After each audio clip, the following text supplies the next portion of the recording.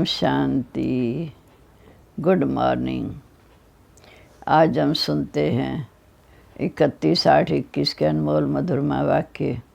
आज मंगलवार। प्यारे बाबा हमारी मनोकामना पूर्ण करते हैं। बाबा कहते, मीठे बच्चे, अब तुम्हें स्मृति आई कि हम ही राव राजा थे, हम ही रंक बने, अब फिर बाबा हमें राव बनाने आए हैं। ये वर्ल्ड हिस्ट्री ज्योग्राफी का अब हमें मालूम पड़ गया। फिर बाबा ने कहा कि बाप से 1 सेकंड में जीवन मुक्ति का वर्षा मिलता है। जीवन मुक्ति माना सुख शांति संपत्ति का वर्षा। रावण राज्य में तो जीवन बंद में है, जीवन मुक्त जीवन बंद 2 अक्षर हैं। बाप आकर हमें सब बंधनों से मुक्त करते हैं, वर्षा देते हैं। जैसे लौकिकता में बच्चा पैदा होता तो माँ बाप समझते हैं बारिश आया, ऐसे ही यहाँ बाप भी कहते हैं बाप का बच्चा ब्राह्मण बनना अर्थात वारिस बनना, वर्षे का अधिकारी बनना। ये सिवाय तुम्हारे और कोई इन बातों को जानता ही नहीं। तुम्हारी एक बात वंडरफुल है, अभी स्मृति में आए कि जो यहाँ के होंगे कहीं भी होंगे वो सुनते झट उनको स्मृति आ जाएगी। स्मृति में जो हैं उनको माया कोई भी, जो सदा बाबा की स्मृति में रहते हैं उनको माया भी थप्पड़ नहीं लगा सकती। जो बाबा को भूलते हैं तो फिर माया के चंबे फंसते हैं। बाबा ने कहा तुम बच्चों को अपने ऊपर खबरदार रहना है। बाबा ने आकर स्मृति दिलाई, पवित्रता का कंगन पूरा बांधना है। बाबा कहते मेरे साथ प्रतिज्ञा करो, हम कभी भी पतित नहीं बनेंगे।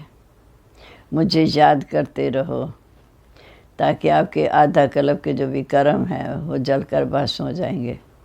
बाप गारंटी करते हैं कि तुम मुझे याद करो, पवित्र बनो, वर्षे के अधिकारी बनो। सोनार तो क्या गारंटी करेगा, उसे पता है उसने अपना कार्य करना है। सोने को आग में जलाकर गलाते हैं तो प्योर सोना निकल आता है। ऐसे बाबा कहते कि तुम ज्ञान योग अग्नि से अपने विक्रम भस्म करेंगे तो आप प्योर सोना बन जाएंगे। फिर बाबा ने कहा यूनिवर्सिटी कॉलेज में नक्शे होते हैं, तुम्हारे पास ये चित्र हैं जिन चित्रों पर अच्छी तरह तुम समझा सकते हो। अब हम सुनते हैं आज के मधुरमा वाक्य। बाबा कहते मीठे बच्चे, विशाल बुद्धि बन, बड़ों बड़ों के ओपिनियन ले, अनेक आत्माओं का कल्याण करो। विशाल बुद्धि बन, बड़ों बड़ों के ओपिनियन ले, अनेक आत्माओं का कल्याण करो। उनसे हाल आदि बुक करा कर अनेक प्रदर्शनी लगाओ। प्रश्न है, अभी तुम्हें कौन सी स्मृति आई है जिसका सिमरन करो तो कभी दुखी नहीं होंगे। बाबा ने कहा भी स्मृति आई कि तुम ही पूज्य राव थे, फिर बाबा से फिर राव बन रहे हो। बाबा भी सारे विश्व का समाचार सुनाते हैं। हम विश्व की हिस्ट्री ज्योग्राफी को अब जान गए हैं। इन्हीं स्मृतियों का सिमरन करते रहो तो कभी भी अपने को दुखी नहीं समझेंगे कि हम ही राव थे, फिर बाबा हमें राव बनाने आए। सदा खुश रहेंगे। गीत है, नैनहीन को राव दिखाओ प्रभु। मीठे मीठे सिक्के लदे रूहानी बच्चों ने गीत सुना। बच्चे समझते हैं बाप को मिलना माना ही बाप से वर्षा लेना। गाया भी जाता है बाप से 1 सेकंड में जीवन मुक्ति का वर्षा मिलता है। जीवन मुक्ति माना सुख शांति संपत्ति का वर्षा। अब जीवन मुक्ति जीवन बंद 2 अक्षर हैं। बच्चे जानते हैं कि इस समय भक्ति मार्ग और रावण राज्य के कारण सब जीवन बंध में है। बाप आकर बंधन से हमें मुक्त करते हैं, फिर वर्षा देते। जैसे बच्चा जन्मा, माँ बाप मित्र संबंधी सब समझ जाते हैं कि बारिश पैदा हुआ। जैसे ये समझाना सहज है, ये वैसे वो भी समझाना सहज है। बच्चे कहते बाबा कल पहले मिसल, हाँ फिर से आकर आपको मिले हैं। 5000 साल पहले भी मिले थे, अभी मिले हैं। आपसे ही सहज वर्षा पाने का रास्ता मिला है, ये तो हर एक जानते हैं। नई सृष्टि का रचयिता एक भगवान ही है। वे हमको भटकने से बचाते हैं। वो कहते, बच्चे अपना अनुभव सुनाते कि हमने बी के द्वारा सुना है कि 2 बाप हैं। ये सिवाय तुम्हारे और कोई के मुख से ऐसा निकल नहीं सकता कि हमारे 2 बाप हैं, लौकिक के परलौकिक। तुम्हारी हर एक बात बड़ी वंडरफुल है। अभी स्मृति में आया ना, जो यहाँ के होंगे उनको झट स्मृति में आ जाएगा। हाँ, स्मृति में आए हुए को माया कोई समय ज़ोर से थप्पड़ भी मार देती है। इसमें बच्चों को बड़ा खबरदार रहना है। स्मृति तो बाप ने दिलाई, पवित्रता का कंगन भी पूरा बांधना है। रक्षाबंधन का रहस्य क्या है, सो तो अभी तुम जान गए हो। किसने ये प्रतिज्ञा कराई? काम तो माँ शत्रु है। बाप कहते, मेरे साथ प्रतिज्ञा करो कि हम कभी भी पतित नहीं बनेंगे, और मुझे याद करते रहो तो आधा कल्प के पाप कर्म विनाश होंगे। बाप गारंटी करते हैं कि मुझे याद करो तो आधा कल्प के पाप कर्म विनाश होंगे।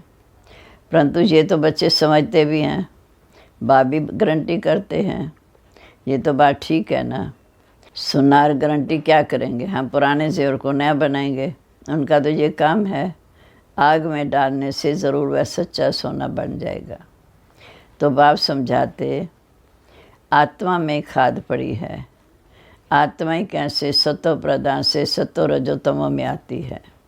ये बहुत सहज है। चित्र भी इसलिए बनाए हैं कि इस पर सहज समझा सकें। यूनिवर्सिटी कॉलेज आदि में भी नक्शे होते हैं अनेक प्रकार के। तुम्हारे भी ये नक्शे, चित्र तुम्हारे लिए नक्शे हैं। तुम अच्छी रीति किसको समझा सकते हो? बाबा कहते, तुम अच्छी रीति चित्रों पर किसी को भी समझा सकते हो कि ज्ञान सागर पतित पावन बाप आकर ये हमें रास्ता बताते हैं, और कोई भी पति से पावन बना ना सके। नैनहीन दुखी मनुष्य हैं। तुम बच्चे जानते हो, पहले 2 युगों में दुख होता नहीं। सतयुग त्रेता में कोई दुख नहीं, ना भक्ति होती, वह तो है ही स्वर्ग। भारत के इस समय के मनुष्यों का और भारत के प्राचीन मनुष्यों का कंट्रास्ट तो है ना। परंतु ये और कोई समझता नहीं। कितनी पूजा चलती है, जितना जितना जो स्वीकार होते उतना देवी देवताओं को अच्छे जेवर पहनाते हैं। बाबा तो इन बातों का खुद अनुभवी है। बॉम्बे में लक्ष्मी नारायण का जो मंदिर है, उनके ट्रस्टियों ने लक्ष्मी नारायण के लिए हीरों का हार बनाया था। बाबा को उस ट्रस्टी का नाम भी याद है। पहले शिव बाबा का मंदिर बनाया तो उनको भी बहुत सजाया, फिर देवताओं का बनाया तो लक्ष्मी नारायण आदि को भी कितने जेवर पहनाए। उस समय कितना धन होगा। द्वापर में ये सब शुरू हुआ तो बाबा कहते, सोचो उस समय कितना हमारे पास धन होगा।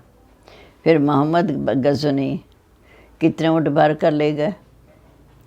हम किताबों में पढ़ते थे 40,000 ऊँट भर कर ले गए। भारत में कितना था धन था। अब तुम यथार्थ स्थिति समझते हो कि हमारा भारत क्या था। सोने की चिड़िया कहलाता था। हमारे भारत में कुबेर का खजाना था। हीरे जवाहरातों के मंदिर बनाते थे। अभी वो चीज़ें तो है नहीं, सब लूट कर ले गए। अभी तो क्या हाल है भारत का। तुम ही पूज्य राव थे, फिर तुम ही 84 जन्म ले रंक बने हो। ऐसी ऐसी बातें घड़ी घड़ी सिमरन करनी चाहिए, तो फिर कभी भी तुम अपने को दुखी नहीं समझेंगे। दिल में सिमरन करते रहेंगे कि हम बाबा से क्या ले रहे हैं। बाप आकर हमको सारे विश्व का समाचार सुनाते हैं। ये वर्ल्ड की फिलोसॉफी कोई भी जानते नहीं। तुम जानते हो, पहले एक धर्म एक राज्य एक मत एक भाषा थी। सतयुग में एक धर्म एक राज्य एक मत और एक भाषा थी। सभी सुखी थे। पीछे जो आपस में लड़ने झगड़ने लगे, भारत टुकड़े टुकड़े हो गया। सतयुग में तो भारत एक था, टुकड़े टुकड़े हो गया। पहले ऐसे नहीं था। ये कोई भी किस्म का दुख नहीं था, बीमारी का नाम निशान नहीं था। उसका नाम ही है स्वर्ग बहिष्ठ। तुमको अभी समृद्धि आई कि बराबर कल पहले हमें ऐसी समृद्धि थी, फिर भी समृद्ध हो गए, भूल गए सब कुछ। फिर बाबा ने आके फिर समृद्धि दिलाई। पहली एकज भूल हुई जो रचता और रचना को भूल गए, स्वयं को भी भूले, बाप को भी भूले।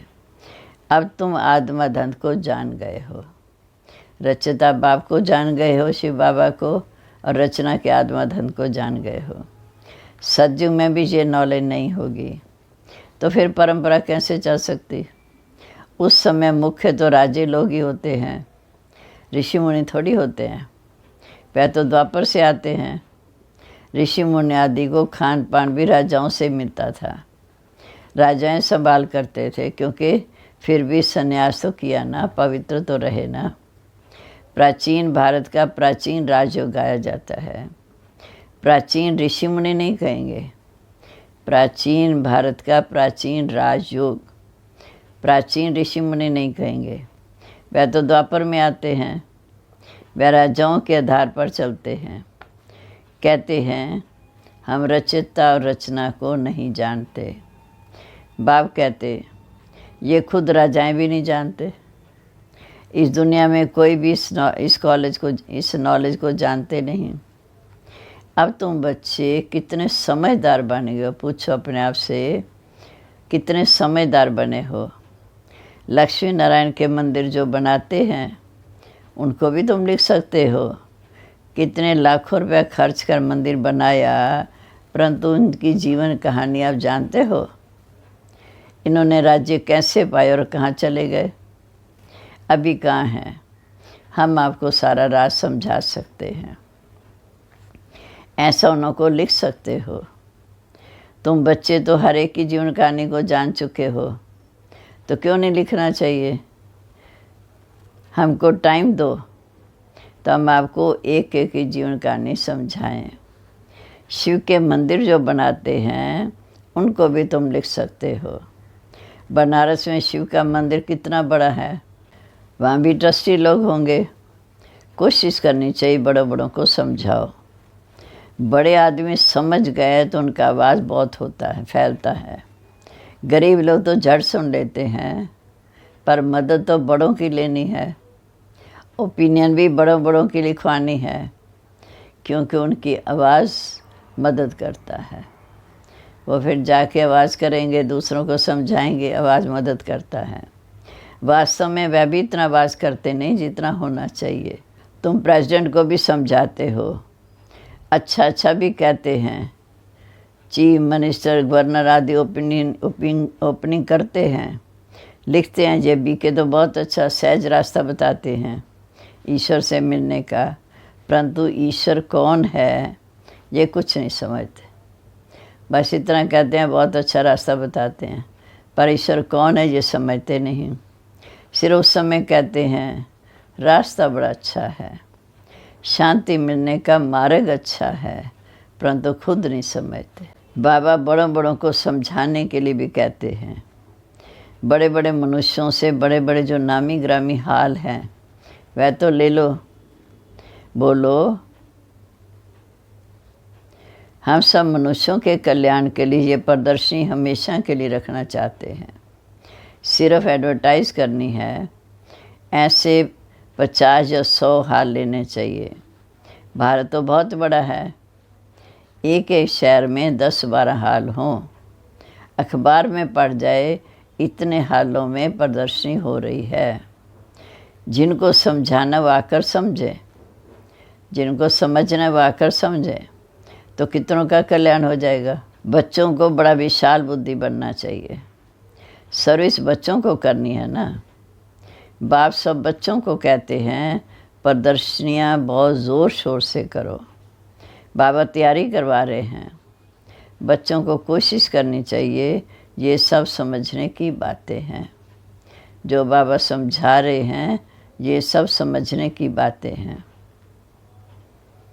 भगवान आते हैं, प्रजापिता ब्रह्मा द्वारा रचना रचते हैं प्रजा की, तो ज़रूर इतने ब्राह्मण रचे होंगे। अब फिर रच रहे हैं कितने ब्राह्मण ब्राह्मणियाँ हैं। बाबा ये ब्राह्मण धर्म रहते हैं संगम पर। तुम प्रैक्टिकल में देख रहे हो और समझ रहे हो, ये बातें कोई शास्त्रों में नहीं हैं। तुम बच्चे समझते हो। बाबा आते तब हैं जब पति दुनिया को पाण बनना होता है। ये भी जानते हैं परमात्मा प्रजापिता ब्रह्मा द्वारा नई रचना रचते हैं, परंतु कब रचते हैं ये नहीं समझते। वह समझते हैं कोई नई रचना रचते होंगे। ब्रह्मा को तो सूक्ष्म वतन में समझते हैं। अब तुम समझते हो प्रजापिता ब्रह्मा तो यहाँ है साकारी दुनिया में। तुम सूक्ष्म वतन में जाते हो, पवित्र बन फिर फरिश्ते बन जाते हो। साक्षात्कार करते हैं, बच्चे आकर सुनाते हैं कि वहाँ मूवी चलती है। शारीरिक अंग तो चलते हैं लेकिन आवाज़ नहीं, मूवी है। वो है ही मूवी वर्ल्ड। तुमने मूवी बाइस को भी देखा था, अभी प्रैक्टिकल में तुम सब कुछ जान गए हो। मूल वतन है साइलेंस वर्ल्ड। वहाँ बिल्कुल ज्योति बिंदु आत्मा है, ज्योति बिंदु परमात्मा। वहाँ आत्माएं रहती हैं। सूक्ष्म वतन में सूक्ष्म शरीर भी है, तो ज़रूर कुछ भाषा भी होगी। तुम बच्चों की बुद्धि में है हम आत्माओं का वास्तविक स्थान शांति धाम है। फिर है सूक्ष्म वतन, वह ब्रह्मा विष्णु शंकर रहते। ये है कलयुग और सतयुग का संगम। यहाँ बाप आते हैं, यहाँ तुम ब्राह्मण जाते हो। पियर और घर ससुर घर है ना। पियर घर है शांति धाम, ससुर घर है सुख धाम। यहाँ दोनों तुम्हारे पियर हैं। बाप दादा दोनों मेहनत करते हैं बच्चों को गुलगुल बनाकर साथ ले जाने की। बाप दादा दोनों मेहनत करते हैं बच्चों को गुलगुल बनाकर साथ ले जाने। मुसलमान भी कहते हैं गार्डन ऑफ अल्लाह।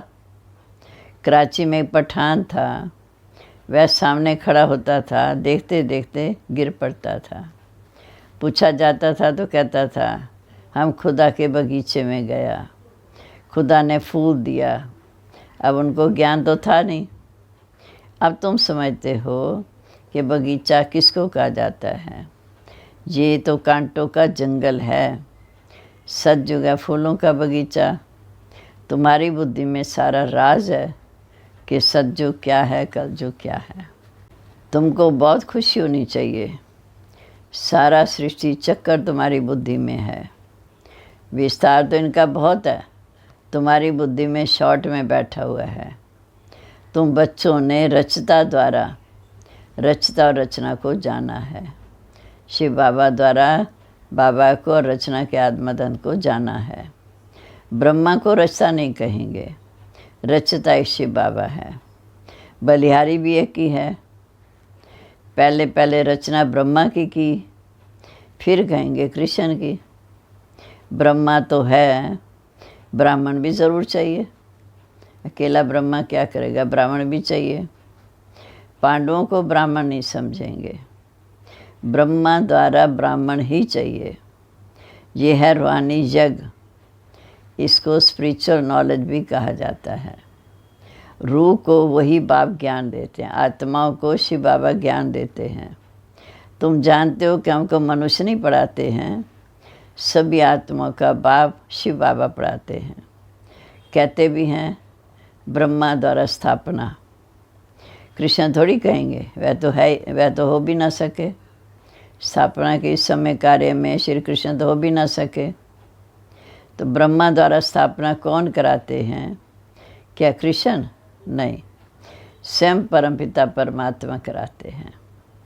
विष्णु द्वारा पालना, ब्रह्मा और विष्णु का आपस में कितना गहरा पाठ है। ब्रह्मा मुख वंशावली ही फिर जाकर विष्णुपुरी के देवता बनेंगे। जो शिव बाबा ने ब्रह्मा मुख द्वारा में ज्ञान दिया, ब्रह्मा मुख वंशावली ब्राह्मण ही फिर विष्णुपुरी अर्थात सतयुग में जाकर देवता बनते हैं। ब्रह्मा सो विष्णु, विष्णु सो ब्रह्मा। विष्णु अर्थात लक्ष्मी नारायण। ये भी बच्चों को समझाया कि ब्रह्मा सो विष्णु में ब्रह्मा सो विष्णु बनने में 1 सेकंड और विष्णु सो ब्रह्मा बनने में 84 जन्म 5000 वर्ष। कितनी वंडरफुल बातें हैं, कोई भी समझ ना सके। ये तो बेहद की बातें हैं। बेहद के बाप से बेहद की पढ़ाई पढ़ बेहद का राय लेना है। बेहद के बाप से बेहद की पढ़ाई पढ़ बेहद का राय लेना है। सृष्टि चक्र को जानना है। अब आत्मा जानती है शरीर द्वारा। ऐसे नहीं कि शरीर नॉलेज लेता है, आत्मा द्वारा नहीं।